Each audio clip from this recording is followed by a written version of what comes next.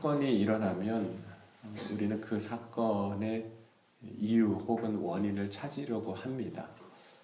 그렇게 이유를 이제 찾는데 찾으려고 하는 그런 이유들이 여러 가지가 있는데 그 중에 하나가 그 일에 대한 어떤 책임을 지우려고 어디서부터 이런 일이 시작됐는가 그 원인을 찾기 시작합니다. 또 때로는 그 일이 일어났을 때 우리는 자동적으로 그 책임을 찾으면서 누군가를 혹은 어떤 것을 이제 비난하기 좋아합니다. 그래서 그 이유를 이제 찾기 시작합니다.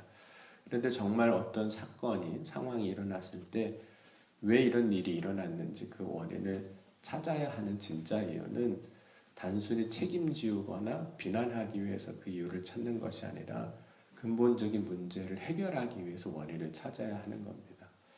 원인을 찾아나기 위해서 해야 할 과정들이 있는데 그 중에 하나가 이제 진단입니다. 진단은 이렇게 됩니다. 먼저는 어떤 현상이나 결과물이 분명히 증상이 나오게 되어 있는데 그 현상이나 증상이 어떤 건지를 보는 거죠. 두 번째는 그 현상이나 증상으로 인해서 발생한 문제들이 또 있습니다. 그걸 이제 보는 겁니다. 그리고 세 번째는 그 어떤 사건과 연관성이 있는 다른 무엇이 또 있는가를 이제 찾아보는 것이 이제 원인을 찾는 이제 진단 과정입니다. 그리고 예레미야 선지자가 지금 발견한 증상 혹은 현상은 이스라엘의 멸망입니다. 예루살렘 성이 무너진 거죠. 그리고 이 일로 발생한 다른 문제들은 이스라엘 땅이 황폐해지고 또 이스라엘 백성들이 이방 나라의 포로로 잡혀가는 그런 것들이 벌어진 거죠. 그리고 다른 사건과의 또 연관성은 왜 망했나를 보면 주변 이방 나라들이 강해졌습니다. 예전에는 이스라엘이 강했는데 이제 주변 국가들이 강해진 거죠. 그런데 주변 국가가 강해졌으니까 이스라엘이 멸망받을 수밖에 없다. 이렇게 원인을 찾는다면 그리고 진단을 한다면 그것은 사실 잘못된 원인을 찾은 것이고 진단을 내린 겁니다. 물론 이방이 강해졌기 때문에 이스라엘이 망한 건 맞지만 진짜 이스라엘이 망하고 예루살렘 성이 무너지고 황폐한 원인은 따로 있습니다. 그러면 왜 이스라엘이 멸망을 당하고 망하고 이렇게 황폐하게 되었는가? 오늘 예레미야 선지자는 12절과 13절에 이렇게 이야기를 하고 있습니다. 12절과 13절 같이 한번 읽어보겠습니다. 4장 12절 13절입니다. 대적과 원수가 예루살렘 성문으로 들어갈 줄은 세상 모든 왕들과 천하 모든 백성이 믿지 못하였도다. 그의 선지자들 죄악과 제사장들의 죄악들 때문이니 그들이 성읍 안에서 의인들의 피를 흘렸도다. 예레미야 선지자가 진단한 이스라엘의 멸망의 원인은 지도자들의 책임이라는 거예요. 영적인 지도자가 둘 나오죠. 선지자들과 제사장, 그들의 죄들 혹은 죄악 때문이라고 이야기를 합니다. 그럼 선지자의 죄가 구체적으로 뭐였기에 그런가? 그럼 선지자는 하나님의 말씀을 전하는 자입니다. 대언하는 자이죠. 그런데 하나님의 말씀을 이스라엘 백성들에게 온전하게 전하지 못한 죄인 거예요. 특별히 이제 대언자의 역할은 정말 그대로 말씀을 전하는 겁니다. 그런데 어느 순간 선지자들이 하나님의 말씀을 이제 선포하는 것이 아니라 하나님의 말씀을 그대로 백성들에게 전하는 것이 아니라 듣는 자들, 특별히 이제 때로는 왕에게도 선포해야 될 때가 있고 이스라엘 백성들에게도 선포해야 될 때가 있는데 듣는 자들에게 좋은 말만 선포하는 겁니다. 그러니까 듣기 좋은 말만 하는 거죠. 또 선지자들이 하나님의 말씀을 듣고 하나님의 말씀을 선포해야 되거든요. 그러니까 하나님의 말씀을 듣고 선포하는 겁니다. 그런데 어느 순간 선지자들이 하나님의 말씀을 선포하는 것이 아니라, 그러니까 듣고 선포하는 것이 아니라 자기의 말을 이야기하기 시작하는 겁니다. 그러니까 실제로 선지자가 하나님의 말씀을 대언하는 게 아닌 거죠. 듣고 선포해야 되지만 안 듣고 자기의 말을 하니까 대언하는 게 아닌 겁니다. 그러나 이스라엘 백성들은 선지자가 하는 말을 어떻게 들을까요? 본래 선지자란 하나님의 말씀을 대언하여 전하는 사람이니까 선지자가 자기의 말을 해도 그것을 하나님의 말씀으로 듣는 겁니다. 그래서 백성들로 하여금 실제적으로는 하나님의 말씀을 듣지 못하게 하고 하나님의 말씀대로 살지 못하게 한 죄가 선지자에게 있다라고 이야기하는 겁니다. 두 번째, 제사장의 죄악에 대해서 이야기하는데 제사장은 이스라엘 백성들을 하나님 앞에 나와서 제사할 수 있도록 돕는 사람이 제사장입니다. 물론 이제 선지자와 제사자의 역할이 구분이 안 될 때도 있습니다. 구약 성경을 보면 같은 역할을 할 때도 있습니다. 그러면 제사장의 구체적인 죄가 뭘까? 그러면 제사장의 역할 가운데 하나는 또한 백성들이 이제 판결을 받아야 할 문제가 있으면 제사장에게 나와서 재판을 받게 되는데 공평하지 않게 한쪽 편에 치우쳐 재판을 하는 겁니다. 여러분, 왜 재판하는 사람이 공정하지 아니하게 한쪽 편에 치우쳐 재판을 할까요? 그 이유 중에 하나는 돈을 받거나 혹은 권력의 편에 서면 공정하지 못한 재판을 하게 되는 거거든요. 구분 재판을 하는 겁니다. 그러면 왜 선지자 또 제사장이 하나님의 말씀을 대언하는 자로서 서야 하고 공정하게 재판하는 역할들을 해야 하는데 왜 그런 일들을 하지 못했는가 하는 거죠. 그 이유는 결국에는 선지자나 제사장이나 다 공이 똑같이 하나님을 가까이 해야 할 사람들입니다. 왜냐하면 하나님의 말씀을 대언하고 하나님의 공의로 정의로 재판을 해야 하기 때문에. 그런데 어느 순간 이들이 하나님을 가까이 하지 않은 겁니다. 그리고 하나님과 멀어지니까 세상과 가까워지는 거죠. 세상의 권력과 가까워지고 세상의 사람들과 가까워지는 겁니다. 그것이 이제 선지자와 제사장의 죄의 시작인 거죠. 여러분, 영적인 지도자가 결국에는 이스라엘 백성들을 그들과 같이 만들어 버린 겁니다. 그러니까 지도자들이 하나님을 가까이 하면 그 지도자는 백성들로 하여금 하나님을 가까이 하게 하는 삶을 사는 것이고, 지도자가 하나님을 가까이 하지 아니하고 세상을 가까이 하면 백성들도 하나님에게서 멀어져 세상에 가까워지게 살아가게 만드는 겁니다.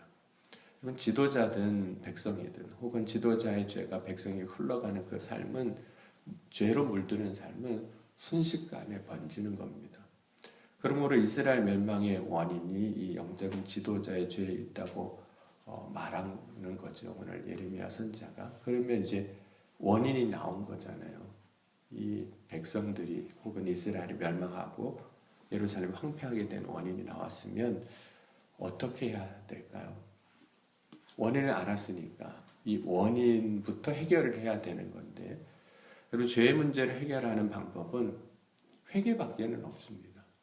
다시 하나님께로 돌아가는 것밖에는 없는 거죠. 그러니까 예레미야가 3장 38절에서 40절에 이렇게 이야기합니다. 화와 복이 지존자의 입으로부터 나오지 아니하느냐. 살아있는 사람은 자기 죄들 때문에 벌을 받나니 어찌 원망하랴. 우리가 스스로 우리의 행위를 조사하고 여호와께로 돌아가자. 그래서 하나님께로 돌아가자, 하나님께로 돌아가자 계속 이야기를 하는 겁니다. 근데 문제가 있었어요. 예레미야 선지자는 지금 원인을 알고 이제 이스라엘 향하여 지금 외치고 있는 거거든요. 하나님께로 돌아가자. 그 길밖에 없다. 근데 문제는 백성들이 듣지를 않는다는 거예요. 하나님의 말씀을 외쳐도 듣지 않으면 아무런 소용이 없지 않습니까? 아무리 좋은 처방을 내려도 여러분 그걸 따르지 않으면 병은 고쳐지지가 않는 거예요. 의사가 원인을 딱 보고 지금 문제의 원인이 이겁니다. 이렇게 하십시오라고 아무리 해도 안 들으면 소용이 없는 겁니다. 왜 이스라엘 백성들이 예레미야 선지자가 지금 모든 걸 보고 원인도 알고 그래서 이렇게 해야 된다고 이야기하는데 왜 듣지 않는 걸까요? 그런 사람들이 우리가 하나님의 말씀을 듣지 않게 되는 첫 번째 이유 중에 하나는 우리의 마음이 완악해졌기 때문입니다. 그런 죄에 빠지면 눈이 가리워진 사람 같고 귀가 닫혀진 사람과 같이 됩니다. 영적으로는 그렇게 돼요. 그래서 아무리 얘기해도 못 듣고 아무리 얘기해도 못 보게 되는 겁니다. 뿐만 아니라 듣기는 하지만 하나님의 말씀을 따르는 것보다 이스라엘 백성들이 지금 삶의 상황에서 보면 그냥 죄에 있는 게 더 좋은 거예요. 그러니까 말씀의 기쁨, 말씀을 듣고 순종하며 믿음으로 사는 삶에도 기쁨이 있는데 그 기쁨보다 죄 가운데 살아가면서 경험하는 그 기쁨, 그것을 이제 쾌락이라고 이야기를 하는데 그게 더 큰 겁니다. 그러니까 말씀을 듣고 사는 것보다는 그냥 죄 가운데 그냥 이렇게 사는 게 더 좋은 거죠. 그런 형국이 지금 이스라엘에 펼쳐진 겁니다. 그래서 우리가 정말 믿음 안에서 늘 신앙생활하면서 점검해야 할 것 중에 하나가 나의 귀는 혹은 나의 눈은 열린 사람인가? 하나님의 말씀을 듣고 보는 일에 기쁨을 갖고 즐거워하는 사람인가? 그 사실에 대해서 한번 점검을 해봐야 됩니다. 만약 눈과 귀가 닫힌 사람이라면 하나님의 말씀을 온전히 듣지 못한 삶을 살아가기 때문입니다. 만약 죄를 좋아하는 사람이라면 말씀을 듣고도 죄를 선택하는 거예요. 말씀을 선택하지 않게 되는 겁니다. 말씀을 듣고도 돌아서지 않는 겁니다.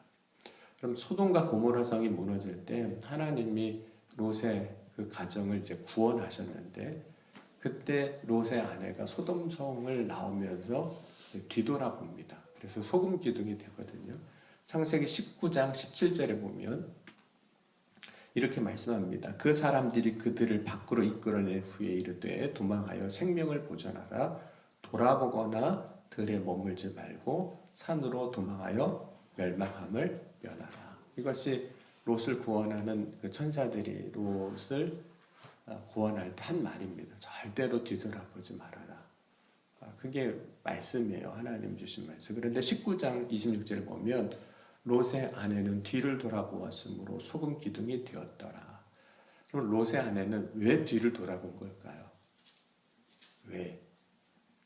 그렇게 돌아보지 말라고 그랬는데 그냥 호기심 때문일까요? 그래도 좀 궁금하잖아요. 뒤에서 무슨 일이 벌어지는데 도대체 어떤 일이 벌어지나 궁금도 하는 것도 사실인데 근데 호기심 때문에 뒤돌아봐서 죽었다면 너무 허무하잖아요. 하나님 호기심 정도 가지고 하나님 그렇게 심판하시면 너무한 거 아닙니까? 이런 말을 할 만하거든요.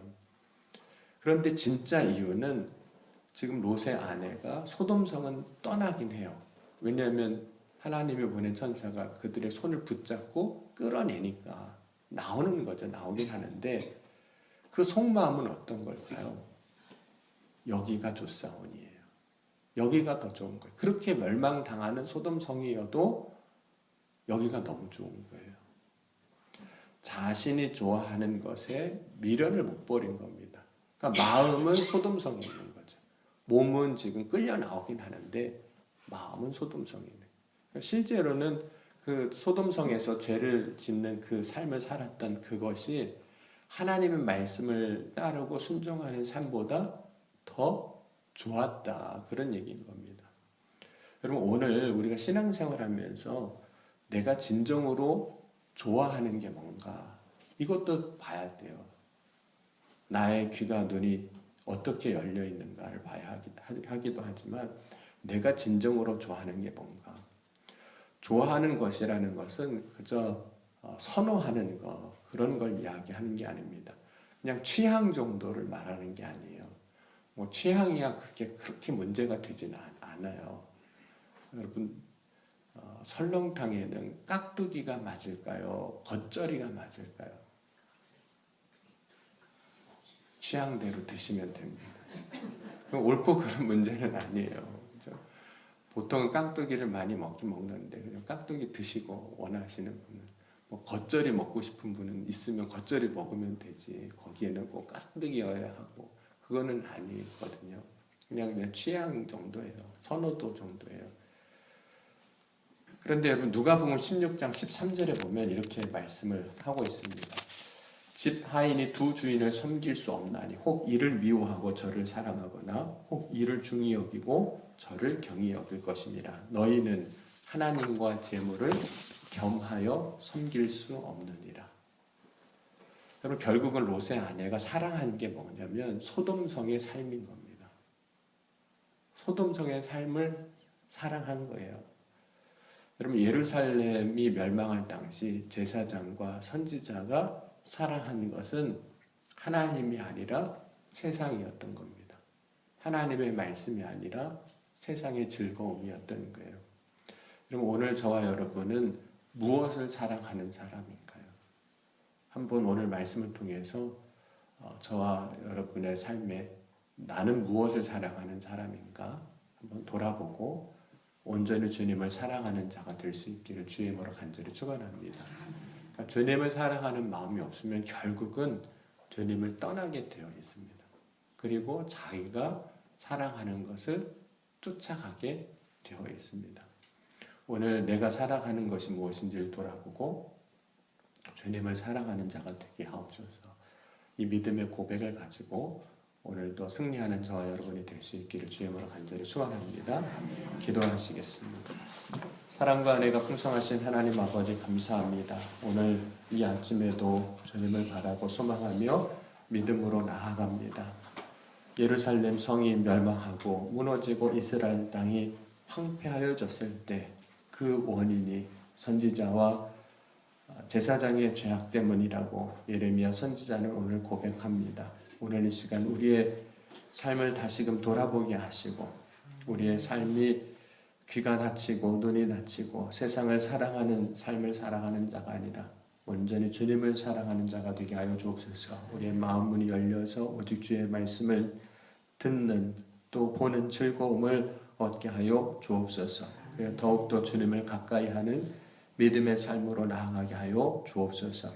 오늘도 먼저 주님 앞에 나와 부르짖을 때 주께서 들으시고 응답하시고 채우시고 충만하게 하여 주셔서 오늘도 살아 역사하신 하나님을 알고 고백하며 증거하는 믿음의 삶으로 세워 주옵소서. 주님께서 오늘도 역사하여 주시고 이루어 주실 것을 믿사오며 사랑이 많으신 우리 주 예수 그리스도의 이름으로 감사하며 간절히 기도하옵나이다. 아멘.